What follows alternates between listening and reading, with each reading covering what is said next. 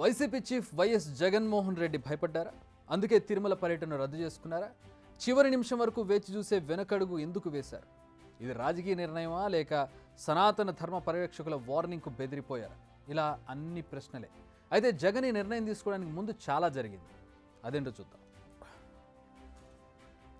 మరో గంటలో బయలుదేరుతారు అనగా జగన్ తిరుమల పర్యటన రద్దయింది. అయితే దీనికి 24 గంటల ముందే ఈ టూర్కు సంబంధించిన రగడ మొదలైంది.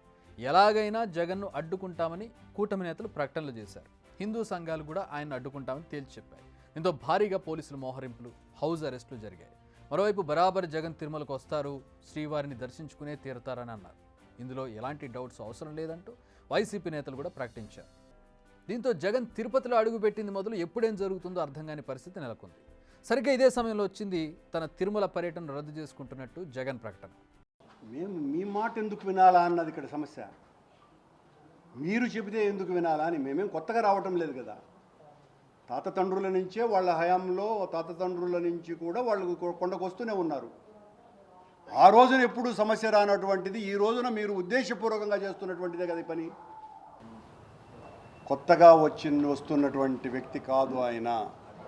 10 సార్లు స్వామి దర్శనం చేసుకున్నటువంటి వ్యక్తి, 5 సార్లు పట్టు వస్త్రాలు సమర్పించినటువంటి వ్యక్తిని మీరు లోపలికి పోవటానికి లేదు అనంటే చంద్రబాబు ప్రభుత్వం పతనం ప్రారంభమయ్యింది అని అర్థం.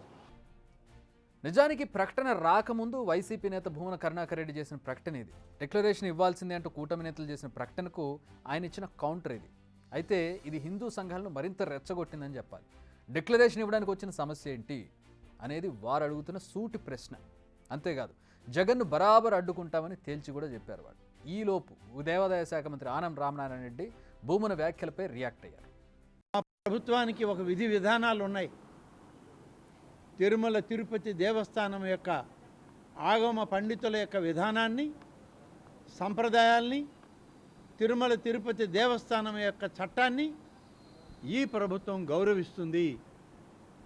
గౌరవించి ఆ విధమైనటువంటి కార్యక్రమాలని చట్ట ప్రకారం అమలు చేసి తీరుతుంది.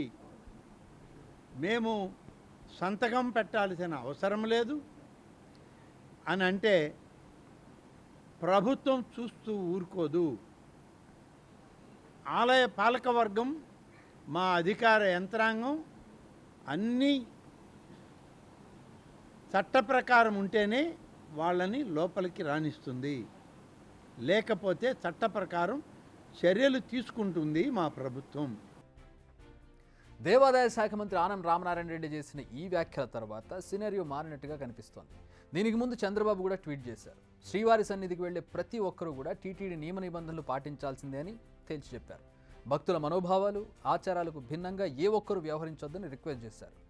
7 కొండల వాడి పవిత్రతను కాపాడేందుకు తమ ప్రభుత్వం ప్రాధాన్యతనిస్తోందన్నారు. మరి చంద్రబాబు ట్వీట్కు పరిగణలోకి తీసుకున్నారో లేక ఆనం ఇచ్చిన వార్నింగ్కు జంకారో లేక విషయాన్ని మరింత పెద్దది చేయడం ఎందుకు అనుకున్నారు? అసలు సంతకం పెట్టడం ఇష్టం లేకపోవడం వల్లనో రీజన్ ఏదైనా కూడా తిరుమల పర్యటనను రద్దు చేసుకున్నారు వైఎస్ జగన్. ఈ మాదిరిగా వైఎస్ఆర్సీపీకి సంబంధించిన కార్పొరేటర్లకు, ఈ మాదిరిగా వైఎస్ఆర్సీపీకి సంబంధించిన నాయకులకు, ఈ మాదిరిగా వైఎస్ఆర్సీపీకి సంబంధించిన అనేక మంది శ్రేణులకు ఈ మాదిరిగా నోటీసులు ఇవ్వడం,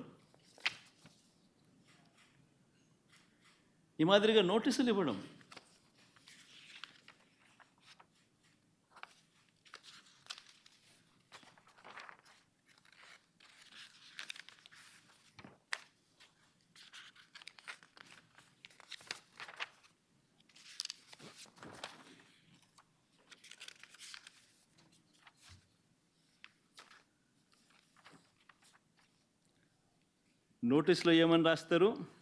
మాజీ ముఖ్యమంత్రి వర్యులు వైఎస్ జగన్మోహన్ రెడ్డి గారి తిరుమల తిరుపతి సందర్శనకు సదరు కార్యక్రమానికి అనుమతి లేనందున మీ ఆధ్వర్యంలో కార్యకర్తలతో మరియు మీ సొంత వాహనాలలో బయలుదేరి తిరుపతికి చేరుకొని వారు నిర్వహించే కార్యక్రమంలో పాల్గొంటారని సమాచారం. కావున అనుమతి లేని పై తెలిపిన కార్యక్రమం అందు పాల్గొనడం చట్టరీత్యా వ్యతిరేకమని తెలియజేస్తూ ఇవ్వబడుతున్న నోటీసు. జగన్ తన తిరుమల పర్యటన రద్దుకు చెప్పిన కారణాలు ఇవి. నిజమే, పోలీసులు నోటీసులు ఇచ్చారు. ఎవరికి ఇచ్చారు? వైసీపీ నేతలకు. మీకైతే ఎవరు నోటీసులు ఇవ్వలేదు కదా. మరి మీ పర్యటనను ఎందుకు రద్దు చేసుకున్నట్టు? వాళ్ళు తోడు రాకపోతే మీరు తిరుమలకు వెళ్ళలేరా? లేదా వెళ్తే అడ్డంకులు సృష్టిస్తారని భయమా? మీ ఉద్దేశం ఏంటి? గతంలో అనేకసార్లు వెళ్ళానని మీరే చెప్పారు. ఇప్పుడేమో మళ్ళీ ఇలా మాట్లాడుతున్నారు. ఇదేంటి? నిజానికి మీకు వెళ్ళాలని ఉంటే తిరుమలకు వచ్చి డిక్లరేషన్పై సంతకం చేసి వెళ్ళేవారు కదా. నాకు దేవుడి దర్శనమే కావాలనుకుంటే డిక్లరేషన్ పెద్ద విషయమా? కానీ అలా చేయకుండా మొత్తం టూర్ని క్యాన్సిల్ చేసుకుని ఏం మెసేజ్ ఇద్దాం అనుకుంటున్నారు? నేను అడుగుతా ఉన్నా, ఒక రాష్ట్ర ముఖ్యమంత్రి ఇంకా 5 సంవత్సరాలు బ్రహ్మోత్సవాలలో తిరుమల తిరుపతి దేవస్థానానికి వస్త్రాలు సమర్పించిన నేను, ఇన్నిసార్లు తిరుమల తిరుపతి దేవస్థానానికి వెళ్ళిన నేను, ఈరోజు తిరుమల తిరుపతి దేవస్థానానికి నేను రాకూడదట, పోకూడదట. కారణం ఏమిటంటే నా మతమట. నేను అడుగుతా ఉన్నా, నా మతం ఏమిటి, నా మతం ఏమిటి అని అడుగుతా ఉన్నారు. అడుగుతా ఉన్నా, నా మతం ఏమిటని. అవును, 4 గోడల మధ్య నేను బైబిల్ చదువుతాను. తప్పేముంది? బయటికి పోతే హిందూ సాంప్రదాయాలను నేను అనుసరిస్తాను, గౌరవిస్తాను. బయటికి పోతే ఇస్లాంను అనుసరిస్తాను, గౌరవిస్తాను. బయటికి పోతే సిక్కిజంను అనుసరిస్తాను, సిక్కిజంను నేను గౌరవిస్తాను. నా మతం ఏమిటని అడుగుతా ఉన్నారు. నా మతం మానవత్వం. డిక్లరేషన్లో రాసుకుంటానేమో రాసుకుంటా.